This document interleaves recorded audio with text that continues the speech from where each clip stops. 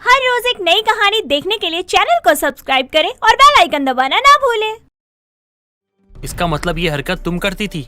बहू, मैंने कभी सपने में भी नहीं सोचा था कि तू हमारे साथ इतना बड़ा विश्वासघात करेगी। मुझे तो पहले से ही ये नेपालन पसंद नहीं थी, पर भैया आपको पसंद थी, इसलिए हमने ना चाहते हुए भी इसको अपनाना पड़ा। अपने घर वालों की बातें सुनकर आकृति की आंखों से आंसू नहीं रुक रहे थे, पर उसके घर वाले उस पर क्यों चिल्ला रहे थे?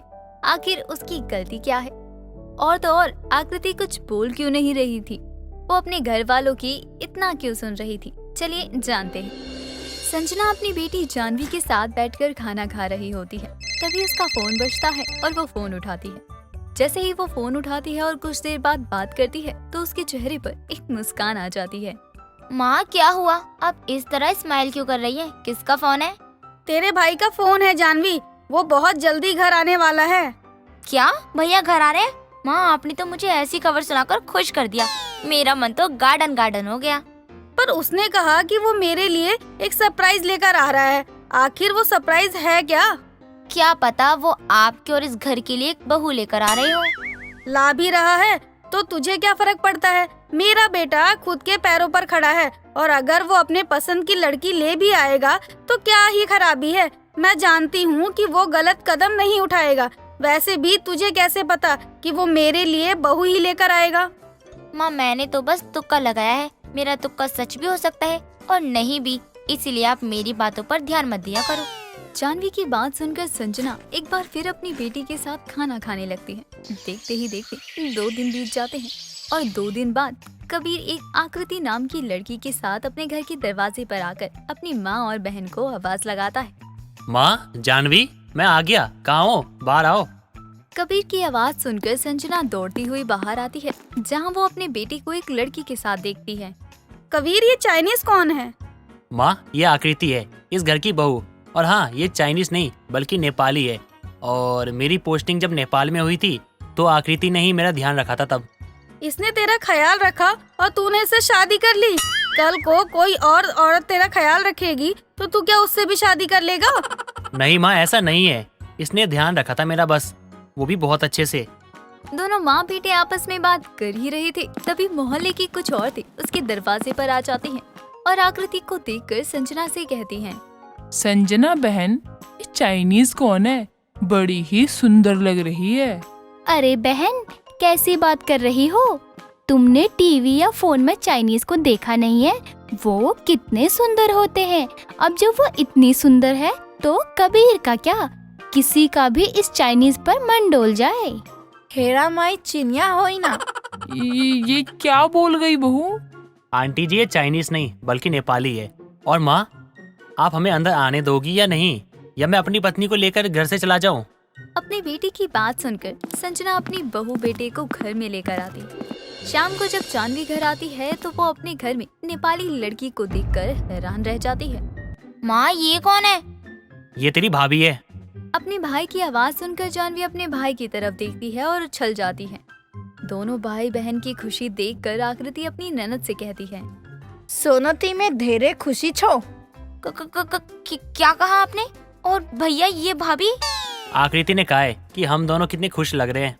आपको इस चिंग चोंग के अलावा कोई और नहीं मिली क्या? मैं चिंग चोंग नहीं, मैं नेपाली है। ओह अच्छा, तो आपको हिंदी भी बोलनी आती है। पर माफ करना आकृति जी, मैं आपको अपनी भाभी नहीं मानती। आकृति को कुछ समझ नहीं आ रहा था कि लोग उसके साथ ऐसा व्यवहार क्यों कर रहे हैं। उसके साथ सब बेरुखी सा बर्ताव करती, कोई भी उसको ना तो किचन में जाने देता और ना ही घर का काम करने देता। लेकिन फिर भी आकृति हार नहीं मानती और सबका दिल जीतने के लिए हर वो पैतरे आजमाती है जो उससे हो सकता था। समय बीतता है और बीतते समय के साथ आकृति का भोलापन देख संजना आकृति को अपनी बहू मान लेती है। आकृति बहू, तू सच में बहुत भोली है और इस भोलेपन ने ही मेरा दिल जीत लिया है। पहले मैं तुझे रसोई में जाने से रोकती थी ना, लेकिन अब नहीं रोकूंगी। बहू, ले इस घर की चाबी और आज से इस घर की मालकिन तू ही है। अब इस घर की पूरी जिम्मेदारी तू ही संभालियो और आज सबके लिए तू ही खाना बनाएगी। माँ जी, मैंने आपका विश्वास जीत लिया। मेरे लिए इससे बड़ा बात कौन हो सकता है? लेकिन मैं जानवी का विश्वास कैसे जीतेगा? वो अपने आप ही मान जाएगी। फिलहाल हमें बहुत जोर से भूख लग रही है, इसलिए तू जाकर कुछ बना दे। जी मौजी। अपनी सास की बात सुनकर आकृति किचन में जाती है और तरह तरह के पकवान बनाती है। मोई ने सब खाना तो बना दिया हो, पर खाने को टेस्टी बनाने के लिए मेरा को और कुछ भी करना होगा। ओए डियो, क्यों न मैं अपना स्पेशल चीज इसमें डालूं? आखिर इतने समय बाद आज मेरा पहला रसोई है। आकृति अपनी नजरें घुमाती है और उसे रसोई में कहीं भी नमकीन नहीं दिखाई पड़ती। ये देखकर वो आकृति खुद से कहती है, यहाँ पर तो कोई भी नमकीन नहीं है। अब मैं क्या करूँ? क्या मेरे को अपना नमकीन डालना चाहिए? पर अगर इनको पसंद नहीं आया तो एक बार डाल के तो देखती मैं, क्या पता है इनको पसंद ही आ जाए। आकृति अपने कमरे में जाती है और नमकीन डालकर सब्जी बना देती है। कुछ देर बाद जब सब खाना खाते हैं तो उन्हें खाने का टेस्ट काफी पसंद आता है। बहू, खाना तो बहुत ही लाजवाब बना है। आखिर तूने इतना अच्छा खाना बनाना सीखा कहाँ से? मौजी को बताऊं? नहीं नहीं, अगर मौजी को पता चल गया मैं नमकीन की सब्जी बनाई है तो वो मुझ पर बहुत गुस्सा करेंगी। वैसे भी सब्जी में नमकीन घुल मिल गया है।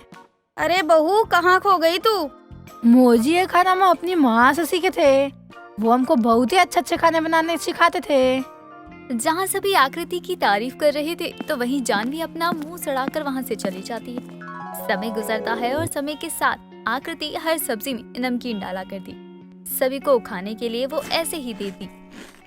एक रात सभी खाने का इंतजार कर रहे थे। आकृति ने आज खाने में बहुत कुछ बनाया था और सभी के ऊपर नमकीन डालकर वो सभी के सामने परोसती है।